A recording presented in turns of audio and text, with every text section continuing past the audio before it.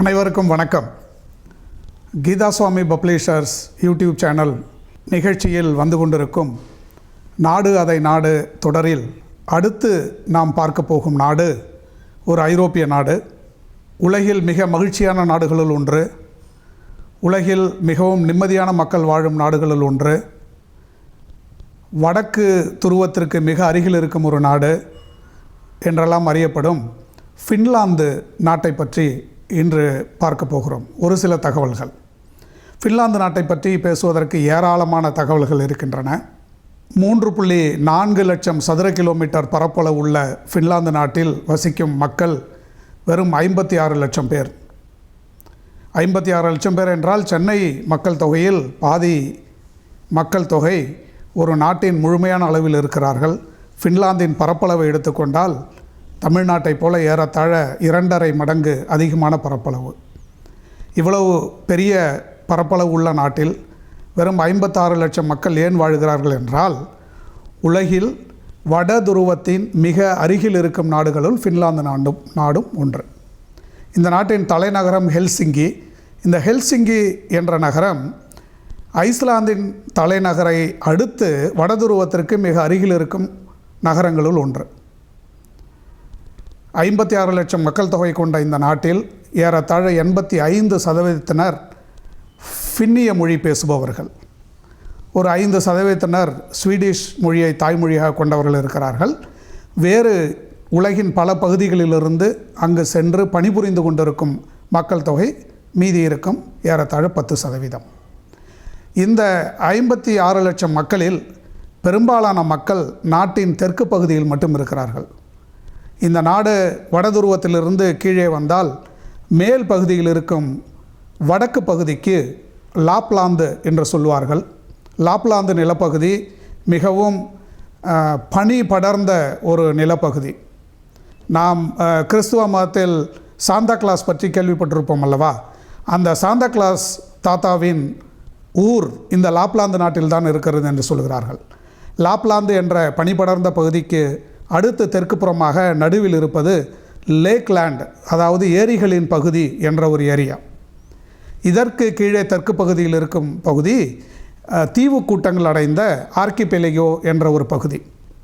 இப்படி 3 பகுதியாக இயற்கையாக பிரிக்கப்பட்டிருக்கும் இந்த ஃபின்லாந்து நாட்டில் ஏறத்தாழ 1,80,000 ஏரிகளும் 1,68,000 தீவுகளும் அடங்கிய ஒரு நாடு என்றால், மிக சிறிய தீவுகள், மிக சிறிய ஏரிகள், மிகவும் பளிங்கு போன்ற நீர் உள்ள மாசுபடாத நீர்நிலை அமைப்புகளும் சிறு சிறு தீவு கூட்டங்களும் சேர்ந்த ஒரு நாடு ஃபின்லாந்து நாடு.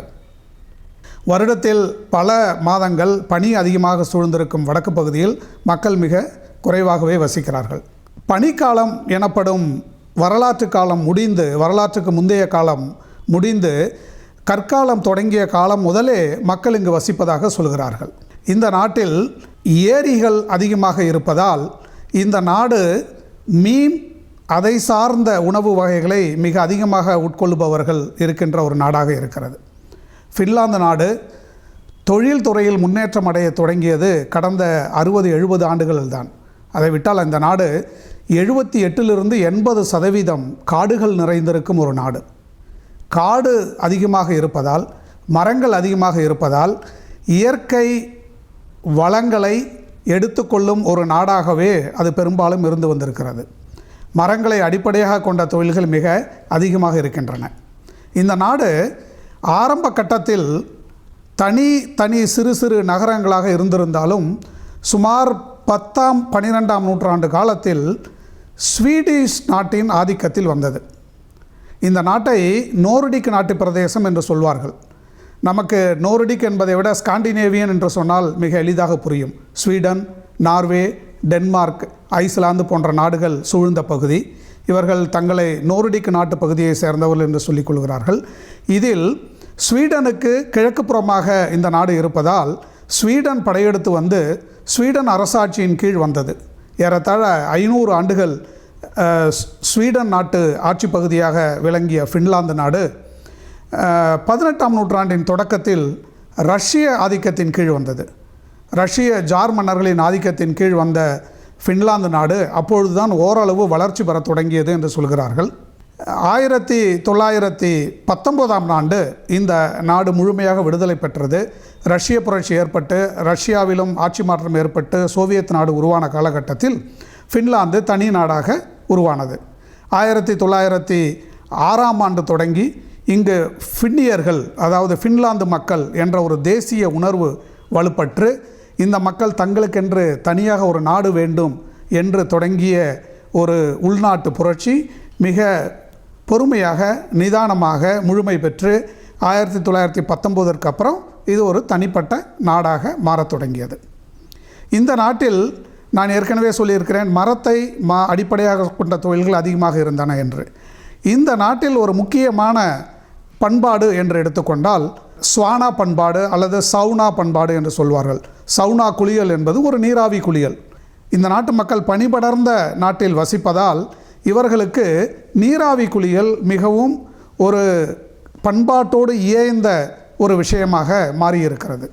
வீட்டுக்கு வீடு, ஒவ்வொரு தெருவிலும் தனிப்பட்ட நமது வீடுகளில் நாம் தற்பொழுது குளியலறை வைப்பது போல அவர்கள் தங்களது வீடுகளில் நீராவி குளியலறைகளை வைத்துக்கொள்வார்கள்.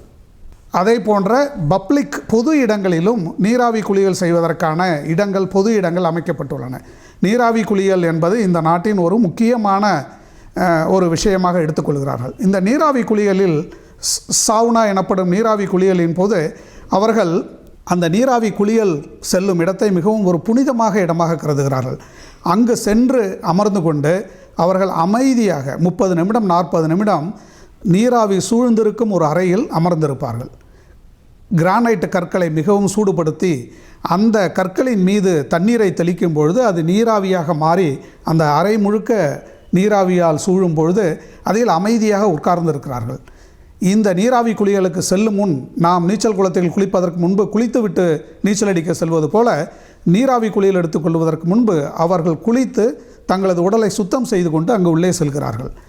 அந்த இடத்தில் 30லிருந்து 45 நிமிடங்கள் அமர்ந்திருக்கிறார்கள். அந்த நீராவி நமது உடலில் ஊடுருவி செல்லும் வரை அமைதியாக அமர்ந்திருக்கிறார்கள். அல்லது வெகு குறைவாக சுற்றி இருப்பவர்களிடம் பேசுவார்கள். பிறகு ஒரு 45 நிமிடம் கழித்து மீண்டும் வெளியில் வந்து 0 டிகிரி வெப்பநிலையில் இருக்கும் நீரில் குளிர்ந்த நீரில் குளித்துவிட்டு பிறகு மீண்டும் அங்கு செல்வார்கள். இப்படி ஒரு நாளில் 2-3 முறை இந்த நீராவி குளியல் எடுத்துக்கொள்வது அவர்களது வழக்கமான ஒரு பண்பாடாக இருந்து வருகிறது. இந்த நீராவி குளியல் தங்களது உள்ளத்திற்கும் உடலுக்கும் புத்துணர்ச்சி அளிப்பதாக அவர்கள் நம்புகிறார்கள். இந்த நீராவி குளியலின் பொழுது அவர்கள் மிக புனிதமாக கருதுகிறார்கள் என்று சொன்னேன் அல்லவா. இந்த நாட்டின் மதம் எப்படி இருக்கிறது என்று பார்க்கலாம். இங்கு லுத்தரன் சர்ச், கிறிஸ்துவ மதம் மிக அதிகமாக இருக்கிறது. 80% மேற்பட்ட மக்கள் லுத்தரன் கிறிஸ்துவ மதத்தை சார்ந்தவர்கள். ஆனால் அதில் கிட்டத்தட்ட 60% 65% மக்கள் தான் உண்மையான ஞானஸ்நானம் பெற்ற கிறிஸ்தவர்களாக இருக்கிறார்கள். கிட்டத்தட்ட 25% மேற்பட்ட மக்கள் தங்களுக்கு எந்த சமயமும் இல்லை என்று அரசிடம் தெரிவித்திருக்கிறார்கள். மத வழிபாடுகள் மிக குறைவாக இருக்கும் ஒரு நாடு ஃபின்லாந்து. இந்த மதமற்றவர்களின் எண்ணிக்கை கொஞ்சம் கொஞ்சமாக அதிகரித்து கொண்டிருப்பதாக சொல்கிறார்கள். ஒரு நாளைக்கு 2-3 முறை நீராவி குளியலறைக்கு செல்லும் ஃபின்லாந்து மக்கள் சராசரியாக வருடத்தில் 2 முறைதான் அவர்கள் சர்ச்சுக்கு செல்கிறார்கள் என்று சொல்கிறார்கள். 2% குறைவான கிறிஸ்தவர்கள் தான் வாரத்திற்கு ஒரு முறையாவது சர்ச்சுக்கு சென்று வருவதாக புள்ளி விவரங்கள் கூறுகின்றன. ஆக அவர்கள் சமயத்திற்கு தரும் முக்கியத்துவத்தை விட தங்கள் உடல் உள்ள நலத்திற்கு அதிக முக்கியத்துவம் தருகிறார்கள் என்பது புள்ளி விவரங்களின் மூலம் நமக்கு தெரிய வந்திருக்கும் ஒரு செய்தியாகும். இந்த மக்கள் சிசு என்று ஒரு பண்பாட்டை பின்பற்றுகிறார்கள். சிசு என்றால் கிட்டத்தட்ட மிக விடாமுயற்சியுடனும் உள்ள உறுதியுடனும் தோல்விகளை தாங்கிக் கொண்டு எழுந்து வரும் ஒரு தன்மையையும் குறிக்கிறது. இந்த சிசு என்பது ரெசிலியன்ஸ் என்று ஆங்கிலத்தில் சொல்வார்கள். அவர்கள் ஒரு விடாமுயற்சியோடு எந்த செயலையும் செய்வதற்கு மிக ஆர்வத்தோடு இருப்பார்கள். தங்களுடைய தட்ப வெப்பநிலை, அதாவது ஒரு குளிர் பிரதேசத்தில் வாழும் மக்கள் என்பதால் ஒரு 3-4 மாதங்கள், நவம்பரில் தொடங்கி பிப்ரவரி மார்ச் வரை இவர்கள் நாட்டில் குளிர் அதிகமாக நிலவுவதால் மன அளவிலும் இவர்கள் மிகவும் சோர்ந்து போயிருக்கும் ஒரு காலகட்டம் அந்த நவம்பரிலிருந்து பிப்ரவரி வரை என்று சொல்வார்கள். ஆகவே தங்களை அவர்கள் உள்ள அளவிலும் உடல் அளவிலும் மேம்படுத்தி கொள்வதற்காகத்தான் இப்படிப்பட்ட ஒரு வாழ்க்கை முறை, சாவனா குளியலோ அல்லது சிசு என்ற விடாமுயற்சி தன்மையை தங்களிடம் தன்னம்பிக்கையை ஏற்படுத்தி கொள்ளும் அமைப்போ அவர்களிடம் இருப்பதாக சொல்கிறார்கள்.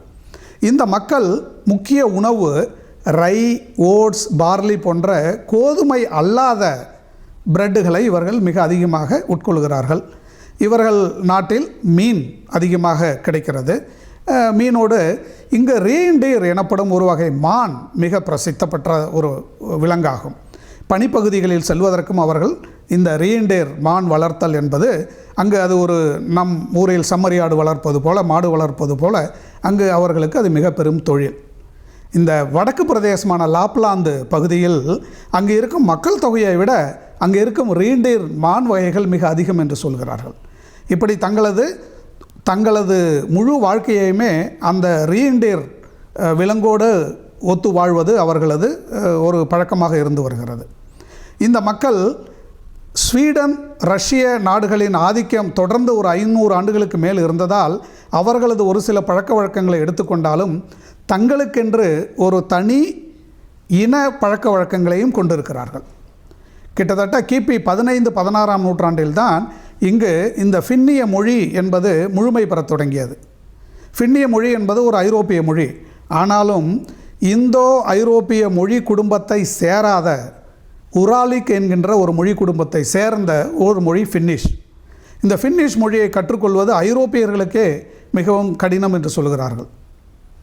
இந்த மொழியுடைய மிகப்பெரிய இன்னொரு சிறப்பு என்றால் இந்த மொழியில் ஆண்பால், பெண்பால் என்ற பால் வகைகள் எதுவுமே கிடையாது.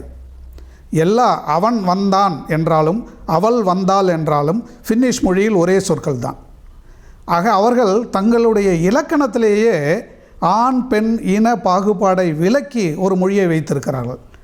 ஆகவேதான் இந்த நாட்டில் ஆணுக்கும் பெண்ணுக்குமான ஒரு பால் வேறுபாடு மிக குறைவாக இருக்கின்ற உலக நாடுகளுள் ஃபின்லாந்தும் ஒன்று என்று சொல்வார்கள். இன்னும் சொல்லப்போனால் 1906ஆம் ஆண்டு இது ரஷ்யாவின் ஒரு தன்னாட்சி பெற்ற பிரதேசமாக இருக்கும் பொழுது ஐரோப்பிய நாடுகளிலேயே முதல் முறையாக பெண்களுக்கு வாக்குரிமை கொடுத்த நாடு ஃபின்லாந்து. அதே போல் ஐரோப்பிய நாடுகளிலேயே, ஏன் உலக நாடுகளிலேயே ஒரு தேர்தலில் போட்டியிட ஒருவர் வயதானவராக இருந்தால் பொழுதும் குறைந்தபட்ச ஓட்டளிக்கும் வயது ஒரு 18 வயது என்றால் 18 வயது வந்திருந்தால் போதும் அவர் தேர்தலில் நிற்பதற்கு வேறு எந்தவித தகுதியும் தேவையில்லை என்று முதலில் உலகில் அறிவித்த நாடு ஃபின்லாந்து. இல்லாவிட்டால் நமது பழைய ஜனநாயக கோட்பாடுகளை, கருத்துக்களை, உலகெங்கிலும் உள்ள கருத்துக்களை நாம் வைத்து பார்க்கும் பொழுது, ஏன் இந்தியாவில் கூட நாம் சுதந்திரம் கிடைக்கும் வரை அனைவருக்கும் ஓட்டுரிமை கிடையாது. அனைவருக்கும் ஓட்டுரிமையே இல்லாமல் இருக்கும் பொழுது அனைவரும் தேர்தலில் நிற்பதற்கான உரிமை எங்கிருந்து கிடைத்திருக்கும்? ஆனால் ஃபின்லாந்து நாட்டில் முதல் முறையாக எல்லோரும் ஓட்டளிக்கலாம் என்று சொன்னார்கள். இதற்கெல்லாம் காரணம் ஒருவேளை வெறும் 56 லட்சம் மக்கள் தொகை இருக்கின்ற ஒரு பகுதியை நிர்வாகம் செய்வது எளிது என்ற ஒரு காரணத்தினால் கூட இருக்கலாம். 56 லட்சம் மக்கள் தொகை இருக்கும் நாட்டில் ஏறத்தாழ 40 to 43 லட்சம் பேர் தான் ஓட்டளிக்கும் வயது வந்தவர்கள். ஆக மிக குறைவான மக்கள் தொகை வசிக்கும் ஒரு நாடு. இங்கு இந்த நாட்டில் அரசு செய்வது என்பது ஓரளவு சுலபமாகத்தான் இருக்கும் என்று தோன்றுகிறது. இந்தியா போன்றோ, சீனா போன்றோ, அமெரிக்கா போன்றோ அதிக மக்கள் தொகை இருக்கும் நாடுகளில் ஒரு மக்கள் ஆட்சியை நாம் நிலைப்படுத்துவதை விட இது போன்ற சிறிய மக்கள் தொகை கொண்ட ஒரு பகுதியில் மக்களாட்சியை நிலைப்படுத்துவது எளிது என்பதற்கூட இங்கு பலவிதமான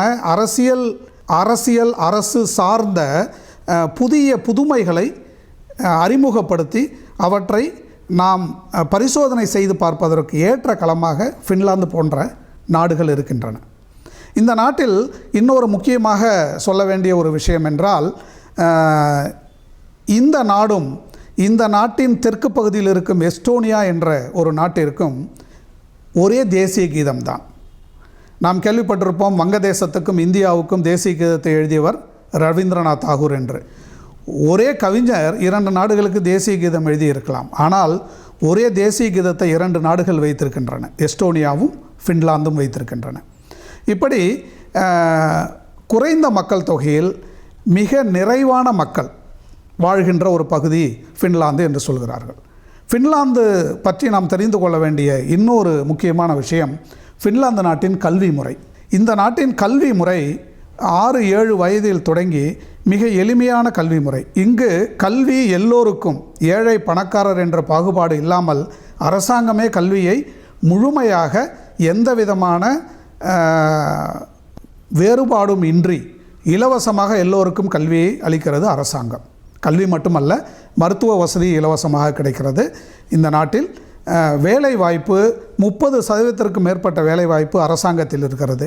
70% வேலை வாய்ப்பு பல தனியார் கம்பெனிகளிலும் கொண்ட இது ஒரு மிக்சட் எக்கானமி கேபிட்டலிஸ்ட் கண்ட்ரி. அதாவது கலப்பு பொருளாதாரம் இருக்கிற ஒரு முதலாளித்துவ நாடு. இந்த முதலாளித்துவ நாட்டிலுமே அவர்கள் ஒரு சமத்துவமான சமூகத்தை உருவாக்குவதற்கான முயற்சியை மேற்கொண்டு அதில் ஓரளவு வெற்றியும் பெற்றிருக்கிறார்கள். கல்வி இலவசம் என்று சொன்னேன். இங்கு 70% மேற்பட்டவர்கள் அயல் மொழியாக ஆங்கில மொழியை கற்கிறார்கள். ஃபின்லாந்து மொழி, அங்கு உடனே ஸ்வீடிஷ் மொழியும் சில இடங்களில் கற்றுக்கொள்கிறார்கள். பெரும்பாலும் ஆங்கிலம் தெரிந்த ஒரு சமூகமாக இது வளர்ந்து கொண்டிருக்கிறது. இங்கு கல்வி இலவசமாக இருப்பதால் எல்லோருக்கும் கல்வி என்பது கட்டாயமாக இருக்கிறது. 18 வயது வரை எல்லோரும் கல்வி கற்றியே தீர வேண்டும். குறைந்தபட்சம் ஒரு கல்லூரி பட்டப்படிப்பாவது முடித்தவர்கள் எண்ணிக்கை 40% மேல் இருப்பதாக சொல்கிறார்கள். இப்படி இது மிக சிறந்த அமைதியான மகிழ்ச்சியான மக்கள் நிறைந்த நாடு என்பதற்கு இன்னொரு காரணமும் சொல்கிறார்கள். இந்த நாட்டின் அரசில், இந்த நாட்டின் தனியார் தொழிலில் இங்கு ஊழல் என்பது மிக குறைவு என்கிறார்கள். உலகில் ஊழல் குறைந்த நாடுகளின் பட்டியலில் முதல் 3 நாடுகள் பட்டியலில் ஃபின்லாந்து தொடர்ந்து இருந்து வருகிறது.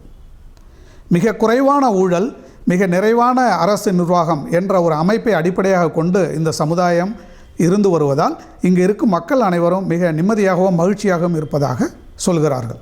ஆனால் இது முழுமையாக ஒரு நிறைவான ஒரு பர்ஃபெக்ட் கண்ட்ரி என்று சொல்ல முடியாது. ஏனென்றால் இங்கும் ஒரு சில குறைகள் இருப்பதாக சொல்கிறார்கள். அதாவது இந்த நாட்டில் இருக்கும் மக்கள் பெரும்பாலும் அதிகமாக யாரோடும் பழகாதவர்கள் என்று கடந்த 10-15 ஆண்டுகளாகவே இந்த நாட்டை பற்றி நூல்களும் எழுதி வருகிறார்கள். இந்த மக்கள் வெகு குறைவாக பேசுவார்கள், யாரிடமும் அதிகம் பழக மாட்டார்கள், பெரும்பாலான நேரம் மௌனமாக இருப்பார்கள் என்றெல்லாம் சொல்கிறார்கள். அது ஓரளவு உண்மையாகவும் இருக்கலாம். ஆனால் ஒரு பரபரப்பான நகர வாழ்க்கையில், ஒரு காஸ்மோபாலிட்டன் வாழ்க்கையில், உலகின் மிக வளர்ந்த நாடுகளில் வாழ்ந்து வரும் மக்கள் ஃபின்லாந்துக்கு சென்றால் அவர்களுக்கு இந்த நாட்டில் வசிக்க பிடிக்குமா பிடிக்காதா என்று ஒரு கேள்வி கேட்டால் அதில் 2 விதமான பதில்கள் கிடைக்கின்றன. அதாவது எந்த நேரம் பரபரப்பாக, காலை எழுந்தது முதல் இரவு உறங்கும் வரை எங்காவது சென்று கொண்டே ஏதாவது செயல்கள் செய்து கொண்டே பரபரப்பாக இரவு வாழ்க்கையை அதிக நேரம் செலவு செய்து 12 மணி 1 மணிக்கு தூங்க செல்லும் உலகளாவிய நகர்மயமான ஒரு நாகரிகத்தில் இருப்பவர்களுக்கு இந்த நாடு ஒரு தனிமை விரும்பிகளின் நாடாக இருப்பதால் அவர்கள் அங்கு சென்று இருப்பதற்கு, வசிப்பதற்கு ஏதுவான ஒரு நாடு என்று சொல்ல முடியாது. அதே சமயம் அமைதியை விரும்புபவர்களும் இயற்கை ஆர்வலர்களும் அல்லது புதுமையான செய்கைகளை யோசித்து செயல்படுத்த வேண்டும் என்று நினைப்பவர்களும், ஒரு இன்னோவேஷன் வேண்டும் என்று நினைப்பவர்களுக்கும் இந்த நாடு எல்லோருக்குமான ஒரு நாடாக இருக்கிறது. ஏழை பணக்காரர் என்ற பாகுபாடு இன்றி, ஏழைகளுக்கு சில விஷயங்கள் கிடைக்காது, பணக்காரர்களுக்கு சில விஷயங்கள் கிடைக்கும் என்ற வேறுபாடுகள் இன்றி எல்லோருக்கும் எல்லாம் கிடைக்கும் ஒரு பொருளாதாரத்தை இவர்கள் பின்பற்றுகிறார்கள். அதற்கு இவர்கள் நோர்டிக் மாடல் என்று பெயர் கொடுத்திருக்கிறார்கள். இந்த நோர்டிக் மாடல் பொருளாதாரம், நோர்டிக் மாடல் சமுதாயம் என்பதை இவர்கள் மீண்டும் மீண்டும் சொல்லிக் கொண்டிருக்கிறார்கள். இங்கு ஒரு சோஷியல் டெமோக்ரஸி என்ற கேபிட்டலிசமும் சோஷியலிசமும் கம்யூனிசமும் ஓரளவு சிறிது சிறிது கலந்த ஒரு எல்லோருக்குமான பொது நலம் நாடும் ஒரு அமைப்பை, ஒரு அரசாங்கத்தை உருவாக்கி ஃபின்லாந்து மக்கள் வாழ்ந்து கொண்டிருக்கிறார்கள். மிகவும் வடக்கு பகுதியில் இருக்கும் ஒரு தனிமையான நாடு என்று நாம் கருதி கொண்டாலும் இந்த நாடு தொழில் வளங்கள் மேம்படுத்த தொடங்கிய காலகட்டத்தில், எலக்ட்ரானிக் யுகத்தில் மாபெரும் புரட்சியை கொண்டு வந்த ஒரு சிலர்களை தாயகமாக கொண்ட நாடு ஃபின்லாந்து என்று நாம் தெரிந்து கொள்ள வேண்டும். இந்த தலைமுறை 2000ற்கு பிறகு பிறந்தவர்களுக்கு நோக்கியா பற்றி அதிகமாக தெரிந்திருக்காது.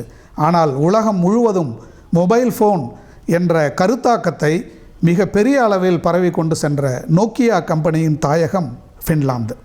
அதைப்போல இன்று லினக்ஸ் என்ற ஆப்ரேட்டிங் சிஸ்டம் பெரிய பெரிய கம்பெனிகளின் மிகப்பெரிய சர்வர்கள், கம்ப்யூட்டர்கள் எல்லாம் இயங்கும் அடிப்படையான லினக்ஸ் ஆப்ரேட்டிங் சிஸ்டத்தை உருவாக்கிய லினஸ் டார்வால்ட் என்பவர் இந்த நாட்டைச் சேர்ந்தவர்.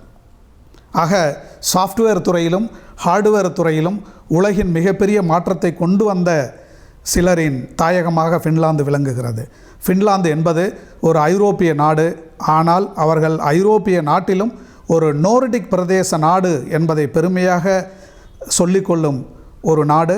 இந்த ஃபின்லாந்து நாடு நாம் சென்று பார்த்து மகிழ்ந்து வரவேண்டிய பிரதேசங்களில் ஒன்று. உலகெங்கிலும் இருக்கும் சிறுவர்களின் கனவு நகரமான சாந்தா கிளாஸ் ஊர் இந்த நாட்டில் தான் இருக்கிறது. ஸோ நாம் சுற்றுலா சென்று பார்த்து வர தகுந்த நாடுகளுள் ஃபின்லாந்தும் ஒன்று. நன்றி. வீடியோ உங்களுக்கு பிடிச்சிருந்தா லைக் பண்ணுங்க, ஷேர் பண்ணுங்க, சப்ஸ்கிரைப் பண்ணுங்க, கமெண்ட் பண்ணுங்க, பெல் ஐக்கன் பிரஸ் பண்ண மறந்து போயிடாதீங்க. அப்பதான் நாங்கள் போஸ்ட் பண்ற வீடியோவோட நோட்டிஃபிகேஷன் உங்களுக்கு வரும்.